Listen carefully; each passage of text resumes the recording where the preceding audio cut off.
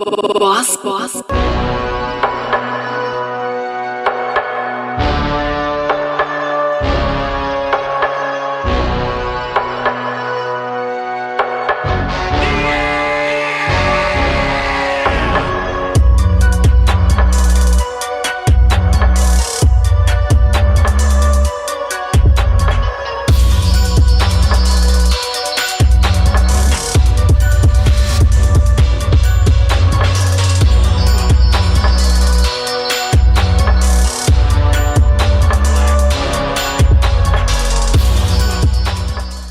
Je suis venu à la pêche au leurre par relation. Et on était bons copains, et on est toujours très bons copains d'ailleurs, heureusement, avec Benoît Valade, qui était l'illustrateur de la revue Predator et de la revue Mediacarp. Et on est des copains de 30 ans, copains de pêche. Et dans les relations de Benoît, il y avait un certain Nouma Maringo. Et donc il nous est arrivé de pêcher ensemble, jadis et naguère, alors qu'il venait de lancer sa revue Predator.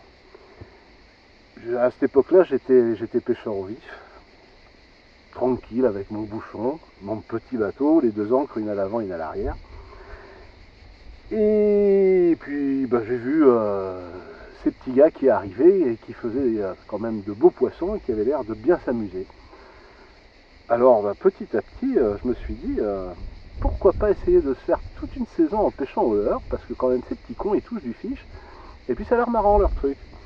Et c'est parti comme ça. Ça c'était 2009 ou 2010, juste après le Predator Game, après le premier Predator, j'ai pris la décision donc d'essayer de faire une saison au leurre, un peu comme un pari.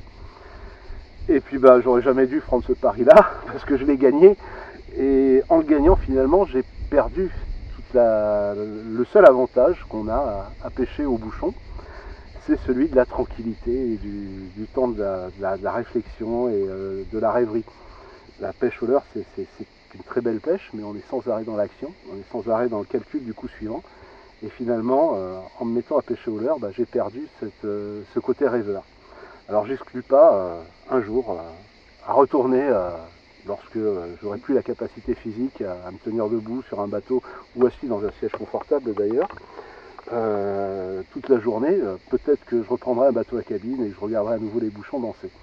Toujours est-il que pour l'instant, je m'amuse pas mal, et merci Nouma et merci à tous ces jeunes trous du cul de m'avoir montré une voie que je connaissais pas. Voilà.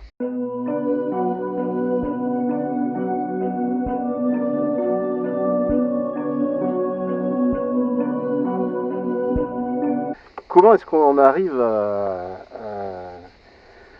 à être dans le bureau d'une APPMA? Tout simplement parce qu'on a envie de faire quelque chose, de participer à protéger un écosystème qui est quand même extraordinaire, qui est magnifique, qui est c'est un peu grandiloquent, mais c'est vraiment une source d'inspiration ou d'apaisement aussi, qu'on tient à préserver.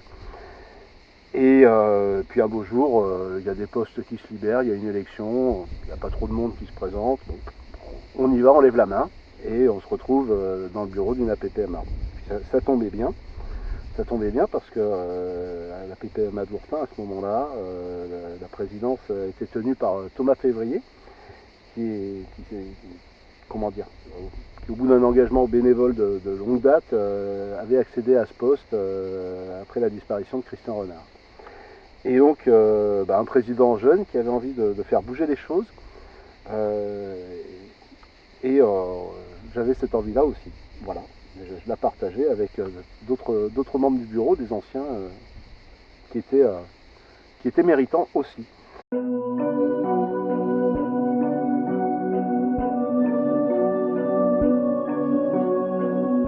Donc l'expérience au sein d'une APPMA, c'est intéressant parce que ça permet de bien comprendre que le système de Fédération nationale de la pêche en France, les fédérations départementales et les APPMA C'est un système qui se présente comme étant démocratique, mais c'est le canal à rail de la démocratie.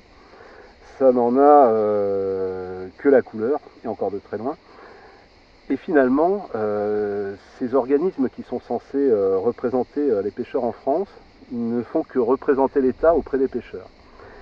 C'est quelque chose que j'avais déjà dénoncé par le passé dans un petit article.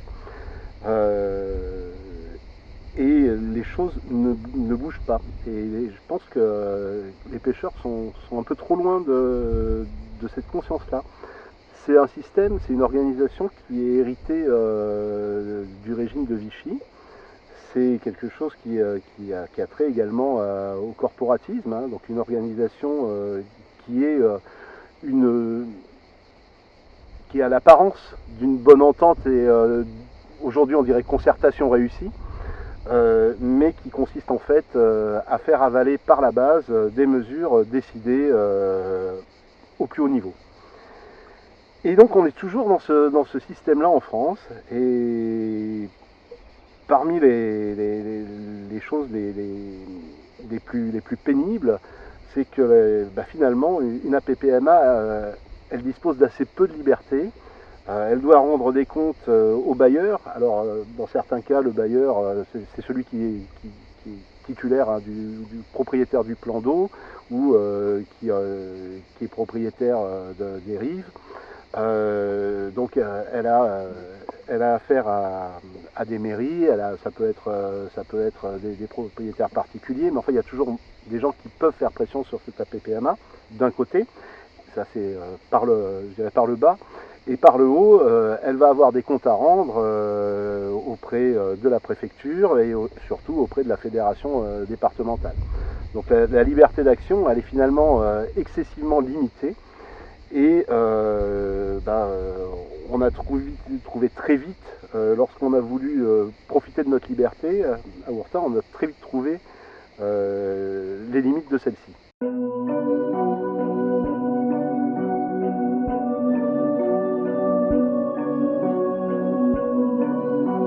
Donc cette limite à notre liberté, on l'a rencontrée. On l'a rencontrée parce qu'on voulait en savoir un petit peu plus sur notre lac.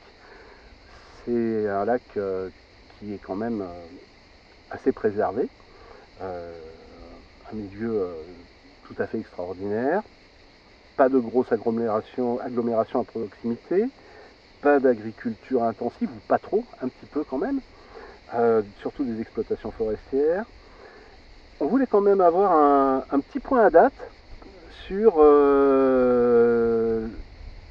les pollutions qui pouvaient menacer le lac et ce que l'on risquait de retrouver dans les poissons. Et puis on trouvait que c'était intéressant, ne serait-ce que pour les générations qui viendront après, de savoir ce qu'il en était à ce moment-là. Et donc on s'est lancé dans un truc d'une parfaite inconscience ou d'une parfaite outrecuidance. On s'est permis de faire analyser des cendres et des brèmes qui avaient été capturées donc, en 2011 dans le lac d'Ourtin-Carcan. Et là on est un peu tombé de notre chaise quand on a reçu les résultats, parce que sans que l'on comprenne d'où ça pouvait venir, on s'est retrouvé avec des taux de mercure dans la chair du cendre qui étaient supérieurs à 2 fois la norme maximale admise par l'OMS. Et on avait fait un travail de prélèvement assez sérieux hein, sur différents endroits du lac. Les gens qui avaient prélevé ces poissons étaient plutôt dignes de confiance. Enfin, il n'y avait pas trop de questions à se poser à ce niveau-là.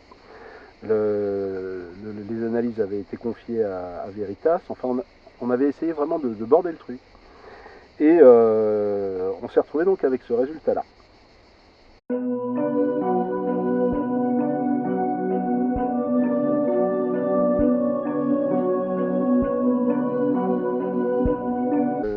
Après, il y a toujours des analyses sur ces fichus poissons, sur les lacs médocains et les lacs landais. finalement l'État fait son travail à un rythme qui n'est pas d'une rapidité extraordinaire, mais bon, on fait avec nos moyens, et on nous répète à loisir que des moyens il n'y en a plus, donc on n'est pas parmi les priorités. Et finalement, le travail des scientifiques aujourd'hui confirme ce que les analyses qu'on avait fait à l'époque.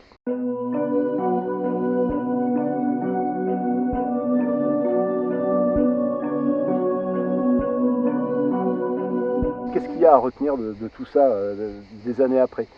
C'est que finalement, cette indépendance, cette liberté qu'on a pris, je dis bien qu'on a pris, ça valait le coup de le faire.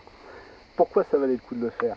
Parce que je suis peut-être que je suis con, hein, mais je suis quand même convaincu que plus on sait les choses, plus on est libre. Libre de consommer ou pas les poissons du lac. Et c'est important, surtout pour ceux qui ont des enfants en bas âge, de savoir que ces poissons ne sont pas forcément bons à manger.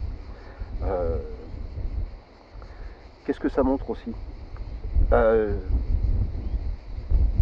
On peut être désagréable avec l'organisation de la pêche en France et dire que si vous voulez vous défendre contre les pêcheurs professionnels en eau douce, il vous suffit de faire quelques analyses bien senties des bonnes espèces de poissons à l'endroit où vous êtes, et ça sera quand même assez difficile de masquer les résultats, quoi. Surtout si vous prenez bien soin de travailler dans les règles. Ça va vous coûter 1500 balles par espèce, mais enfin 1500 balles ça se trouve, et les enjeux sont quand même importants.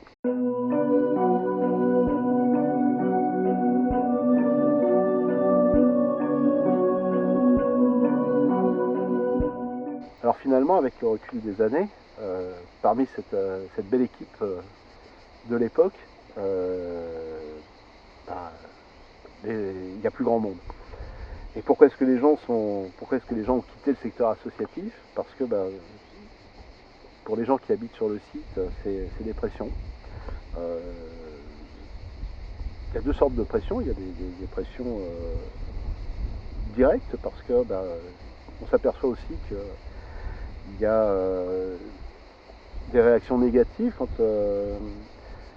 quand on chasse les gens du paradis dans lequel ils croyaient vivre. C'est-à-dire qu'on a l'impression d'être au paradis, mais finalement le paradis il est pollué. Et ouais. C'est dur, mais c'est comme ça. Alors plutôt que d'essayer de prendre des problèmes à bras le corps et de comprendre voire de chercher des solutions, certains s'en sont pris aux gens qui étaient responsables de la PPMA à l'époque,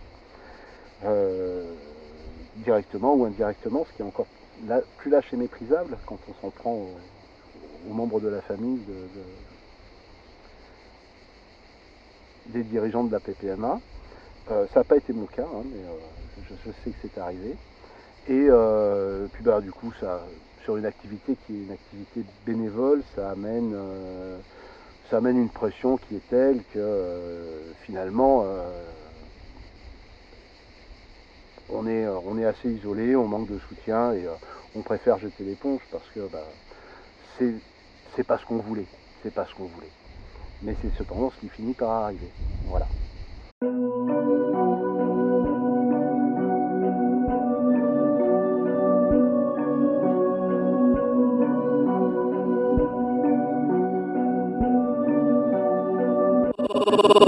Boss.